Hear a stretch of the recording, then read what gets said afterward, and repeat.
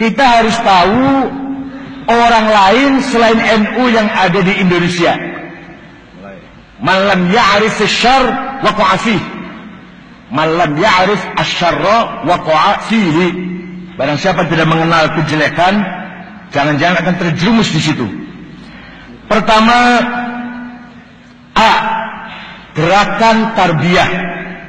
Gerakan tarbiyah ini dimulai dari para pelajar, mahasiswa mengkaji kitab-kitabnya Hasan al-Banna, Said Qutb, Said Ramadan, Syekh Yusuf Qaradawi, diperkuat oleh lulusan-lulusan Al-Azhar, pola pikir, cara berpikir ikhwan muslimun, dan terakhir tarbiyah ini resmi masuk menjadi underbownya partai PKS.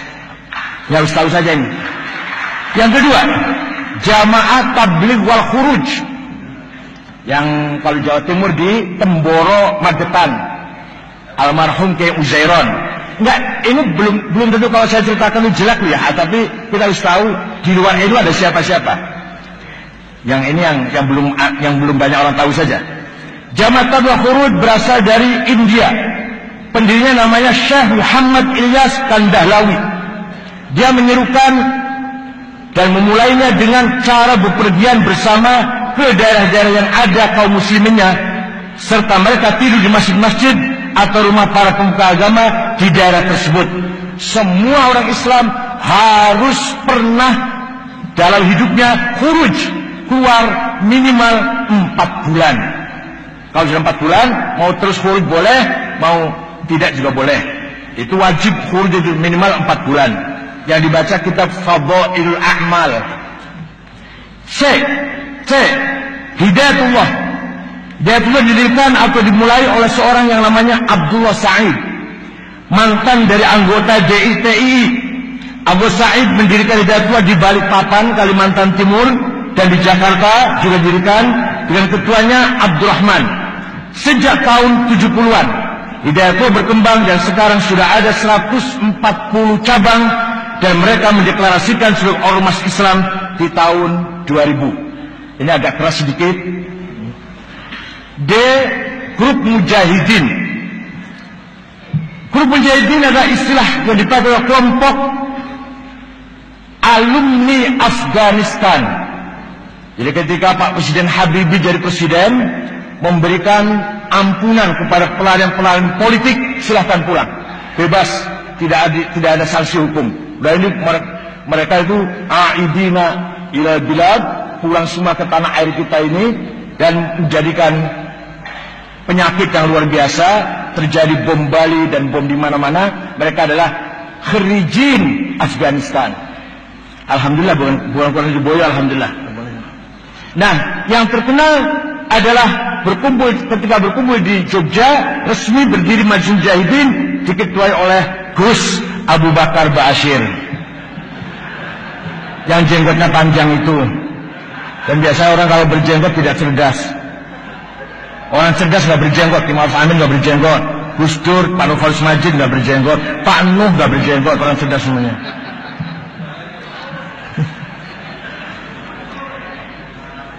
Perlu diketahui bahwa Abu Bakar Ba'asyir di tahun 78 ditangkap karena menantang pemerintah dan menolak asas tunggal, dan dimasukkan ke penjara. Tetapi pada waktu akan naik banding di tahun 85, mereka lari ke Malaysia. Abu Bakar Ba'asyir ditangkap dengan temannya yang bernama Abdullah Sungkar. Oh, itulah kita tahu. E. Front Pembela Islam, FPI, yang kadang-kadang menggunakan NU jalan lurus. Ya nggak apa-apa, silakan aja pakai namun. Oh, saya itu didatangi kiai, mau nggak ketemu dengan si A? Ya Busolah itu, saya mau sekali. Saya ketemu Busolah mau diminta jabatan saya silahkan. Jangan jabatan ketua NU, titel haji saya mau diminta juga nggak apa-apa. Saya haji 22 kali, kalau diambil 2 masih 20 masih. Mau diambil gelar profesor dokter monggo silahkan. Nggak penting lah titel itu. Front Pembela Islam. Front Pembela Islam berdiri tahun 97 atau di awal 98. Tidak tahu siapa yang sponsori, tetapi bersamaan dengan adanya PAM Swakarsa yang waktu itu bermarkas di Masjid Istiqlal, gerakan-gerakan yang akan menggagalkan sidang umum MPR dan DPR. Tetapi ada lagi satu versi lain yang mengatakan bahwa asal mula terbentuknya Front Pembela Islam setelah terjadi kerusuhan di Jalan Gajah Mada di Jakarta, dan juga ada katanya dibentuk oleh beberapa orang dari militer. F. Hizbut Tahrir, HTI. Harus tahu juga, Hizbut Tahrir dilahirkan. Hizbut Tahrir adalah bahasa Arab dari Partai Pembebasan atau Kemerdekaan. Hizbut Tahrir didirikan tahun 52 oleh Taqiyuddin An-Nabhani di kota Haifa di Palestina. Taqiyuddin An-Nabhani mendirikan Hizbut Tahrir untuk kemerdekaan Palestina. Waktu itu tidak banyak orang merespon kegiatan tersebut. Juga pada waktu itu kota Haifa masih berada di bawah kerajaan Jordan, sehingga mereka mulai bergerak di dunia Arab, misalnya di Mesir, Libanon, dan sebagainya. Di Hizbut Tahrir di Mesir, Hizbut Tahrir ditolak, tidak diakui. Begitu pula kita tidak tahu kapan berubahnya Hizbut Tahrir. Kegiatannya berubah menjadi dari pembebasan Palestina menjadi berubah bermaksud mendirikan khilafah. Awal mulanya berdiri, targetnya hanya memperjuangkan kemerdekaan Palestina. Sekarang sudah berubah, iqamatul khilafah, ingin mendirikan khalifatul muslimin, amirul mukminin. Entah kapan itu mulai berubah itu. Ada seorang namanya Abdul Qayyum memulai gerakan kekhalifahan tersebut dengan menerbitkan buku-buku tentang ekonomi di zaman khalifah. Ketika zaman Abu Bakar, Umar, Uthman, Ali, Abdul Aziz, ekonomi yang maju, masyarakat sejahtera, maka Indonesia kalau ingin, atau kita umat Islam kalau ingin sejahtera, harus kembali pada sistem khilafah. Walhasil itulah Hizbut Tahrir. Hizbut Tahrir mendapat surat keterangan terdaftar dari Kementerian Dalam Negeri kita. Dan katanya Kementerian Dalam Negeri mendapat rekomendasi dari Kementerian Agama dalam mengeluarkan surat keterangan terdaftar tersebut. Ini banyak sekali kalau dibaca, singkat-singkat saja. G. Syiah. Jangan dikira saya orang Syiah ya. Syiah di Indonesia menurut cerita diawali di kota Bangil, kurang lebih 60 km dari Surabaya, di desa Kenep. Dimulai atau didirikan oleh Said Hussein Abu Bakar Al-Habsyi dan Hadi bin Hadi dan Dr. Suherman, Dr. Masduki Sulaiman. Mereka mendirikan YAPI, Yayasan Penyiaran Islam. Pada mulanya yayasan tersebut betul-betul menyiarkan Islam, tetapi setelah Hadi bin Hadi, Dr. Masduki, Dr. Suherman keluar dari yayasan, maka Said Hussein Abu Bakar Al-Habsyi mengikuti ajaran Syiah. Disinilah mulanya pergerakan Syiah, dan ini pada tahun 50-an. Hussein Abu Bakar Al-Habsyi aslinya dari ormas Islam yang didirikan di tahun 1904 yang namanya Jam'iyah Khairiyah. Sampai hari ini YAPI masih ada di kota Bangil dan membuka sekolah-sekolah di sana, dan mereka itu juga membuka sekolah di Bondowoso, Jawa Timur. Hussein Abu Bakar Bashir pernah duduk di konstituante di Partai Masyumi. Yayasan-yayasan, banyak sekali yayasan Syiah. Walhasil Syiah juga bahaya, hanya belum darurat. Kalau Wahabi sudah darurat, kalau Syiah baru harus diwaspadai. Kalau kuat bahaya. Kalau Wahabi, walaupun qalilum minal qalil, very very small group, sangat kecil Wahabi, tapi sombong. Iya, dia enggak. Kata saya sudah baca ini, saya bukan Syiah. Terus Tangerang, Jogja, Yayasan Fatimah di Batu Ampar, Condet, Yayasan Al-Jawad di Bandung juga, Gegar Kalong, IPABI, Ikatan Pemuda Ahlul Bait Indonesia di Bogor, Madinatul Ilmi di Depok, Yayasan Iman di Fatmawati, Jakarta, Yayasan Ilmu Al-Muntadhar di Pekalongan, Ahmad Barogbah, tokoh-tokoh Syiah. Tokoh Syiah di Pekalongan, Ahmad Muhammad Bar, dan banyak sekali nih, banyak sekali tokoh-tokohnya. Pokoknya singkat saja, itu ini apa perlu disebarkan? Ya, nanti kopi nanti ya. Oke. Walhasil banyak banget ini yayasan-yayasan. Al-Mad Jakarta Utara, Al-Madinah di Bogor, Insan Cipta Prakasa Jakarta, As-Sodiq Jawa Timur, Babul Ilmi Pondok Gede, Az-Zahra Cawang Jakarta, Al-Kazim Al-Baro'ah Tasikmalaya, Yayasan 10 Muharram Bandung, Yayasan As-Salam Majalengka, Yayasan Mukarramah Bandung, Al-Mujtaba Purwakarta, As-Saifik Bandung, Al-Islah Cirebon, Al-Aqidah Tangerang, Darut Taqlid Jepara, Al-Amin Semarang, Al-Khairat Jepara, Al-Wahdah Solo, Al-Mawaddah Kendal, Al-Mujtaba Wonosobo, Safinatun Najah Wonosobo, Al-Mahdi Jember, Al-Muhibbin Probolinggo, At-Taqi Pasuruan, Az-Zahra Malang, Yasin Ja'far Shadiq Bondowoso, Al-Yasin Surabaya, Yapisma Malang, Al-Hujjah Jember, Al-Kautsar Malang, Al-Hashim Surabaya, Al-Qaim Probolinggo, Al-Kisah Denpasar, Al-Islah Makassar, Paradigma Makassar, Fikrul Hikmah Makassar, dan seterusnya. Pokoknya itu yayasan Syiah. Yang ke H, A, B, C, D, F, G, H, Gerakan Wahabi. Nah ini mulai masuk Wahabi. Gerakan ini sekarang menamakan dirinya Salafi. Kalau menamakan Wahabi nggak patah payu, nggak patah laku. Karena mengikuti Muhammad bin Abdul Wahab At-Tamimi. Nah At-Tamimi itu yang membunuh Sayyidina Ali juga Abdurrahman bin Muljam At-Tamimi. Imamnya Wahabi Muhammad bin Abdul Wahab At-Tamimi. Arab dari Malang yang memprovokasi orang-orang ikut ISIS juga namanya Salim bin Mubarak At-Tamimi, yang punya Abu Jandal, yang menantang Pak Muldoko, Pak Sutarman dan Bansel itu di YouTube ada. Itu Arab lahir Pasuruan, besar di Malang. Salim bin Mubarak At-Tamimi. Sejak dulu At-Tamimi itu kader-kader Khawarij yang sangat militan. Kenapa tidak nama Salafi? Beda dikit.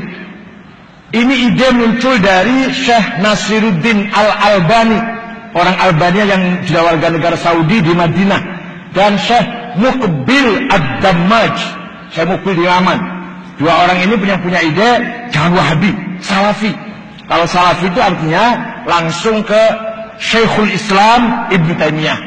Tapi kalau Wahabi kan Abdul Wahab, walaupun tujuannya akhirnya ujungnya sama sih. Tapi kalau Salafi bukan Muhammad Abdul Wahab, tapi ke Syekhul Islam Ibn Taimiyah. Aliran ini sangat keras. Sejak didirikannya Akademi Bahasa Arab Universitas Ibn Saud di Riyadh, Saudi Arabia, di Jakarta. Di Jakarta mulai ada lembaga bahasa Arab cabang Muhammad bin Saud, yaitu tahun 80-an. Pimpinannya adalah Abdul Aziz Ammar. Beliau menjadi direktur lembaga bahasa Arab di Jakarta, masih bujangan. Kemudian dapat istri Arab Bogor. Melalui Abdul Aziz Ammar inilah berdirilah beberapa yayasan-yayasan yang menyebarkan ajaran-ajaran Wahabi. Pertama, Yayasan As-Sofwah. Ini kantornya di Lenteng Agung, belakangnya Ciganjur 1 km. Ketuanya namanya Abdurrahman. Pernah dipenjara 1,5 tahun terlibat ngebom hotel Atrium zaman Habibie presiden itu. As-Sofwah juga punya hubungan yayasan dengan Yayasan Al-Haramain, juga hubungan dengan Ihya It-Turaf di Kuwait, juga hubungan dengan International Islamic Relief Organization dan Rabithah Alam Al-Islami. Yang kedua, Yayasan Al-Huda di Cimanglit, Bogor. Pendirinya namanya Takdir Syamsuddin Ali, lulusan Libya. Ini juga hubungan dengan tadi itu, dengan International Islamic Relief Organization. Kemudian Yayasan As-Sunnah di Cirebon Selatan. Kalau saya Cirebon Utara, ini Cirebon Selatan. Cirebon Selatan di Desa Kali Tanjung namanya, Kecamatan Cirebon Selatan. Ini didirikan oleh seorang bernama Muhammad Taharoh, dan sekarang termasuk pusatnya pengkaderan radikal di Cirebon. Alumninya 3 orang. 1 namanya Saifuddin, ngebom Masjid Polresta Cirebon. 2 Syarifuddin dari Desa Maniselor, Kecamatan Jalaksana, Kuningan, ngebom Ritz-Carlton yang bawa pot bunga masuk ke hotel, di dalamnya ada bom. Yang ketiga Ahmad Yusuf, ngebom Gereja Bethel di Solo. Itu 3-tiganya dari Cirebon Selatan. Betul, Selatan, enggak. Kalau saya utara. Sampai sekarang masih ada Yayasan As-Sunnah ini di Kali Tanjung, tapi pecah di dalamnya antara Salim Bajri dengan Umar Baswed. Umar Baswed lebih keras lagi daripada Salim Bajri. Saya tahu persis di Cirebon, dananya dari mana? Dari Yusuf Ba'isa dan dari Khalid Bawazir yang memiliki sarung cap mangga. Tapi TV 9 rupanya dapat dari situ juga ya. Sering iklan sarung cap mangga ya Allah. Rupanya dari situ juga. Ya nggak apa-apa lah, itu bisnis. Yayasan Taif Mansurah. Yayasan ini ada di Jawa Timur, memakai alamat di Kota Kediri. Gus Kafabi di Kota Kediri, PO Box 182, nomor telepon 0354394947 di Kota Kediri. Direkturnya namanya Masruhin Sahil di Kota Kediri. Kemudian Yayasan Dakwah Islamiyah, ketuanya Cecep Romi Hidayat di Rangkas Bitung, Banten. Kemudian Yayasan Wihda Islamiyah. Yayasan ini dibangun oleh orang Makassar, asal Makassar, namanya Muhammad Ikhwan, berkantor di Duren Sawit, Jakarta. Yayasan Al-Imam berada di Sukabumi, ketuanya, direkturnya namanya Bukhari Muslim. Yayasan Darun Najwa di Jakarta Timur, di Kebonanas, Jalan Setia. Ini juga berhubungan dengan Yayasan Al-Haramain yang ada di Saudi Arabia. Yayasan El Jata, ketuanya namanya Yusuf Harun. Yayasan Markaz Al-Faruq, ketuanya Mamduh Farhan Bukhari, dibantu oleh Amin Rojab Arab Bondowoso. Amin Rojab itu kalau nggak tahu, itu alamatnya di Jalan Danau Toba, Jember. Itu barangkali yayasan-yayasan Wahabi yang harus kita ketahui. Tapi sekarang akhir-akhir ini beberapa yayasan yang saya sebut tadi sudah mulai di internalnya sendiri sudah mulai konflik. Jadi kalau kelompok radikal itu nanti salah satu anggotanya ada yang sedikit aja kendor, langsung pecah. Sejak dulu begitu, Khawarij langsung pecah jadi 20. Karena kalau sedikit aja ada yang beda pendapat, langsung mendirikan organisasi sendiri. Kata Al-Asfariyah, pokoknya bukan Khawarij itu kafir, kufrul aqidah. Perempuannya, anak-anaknya boleh jadikan budak. Kata An-Najadat, tidak, hasir kufron nikmah.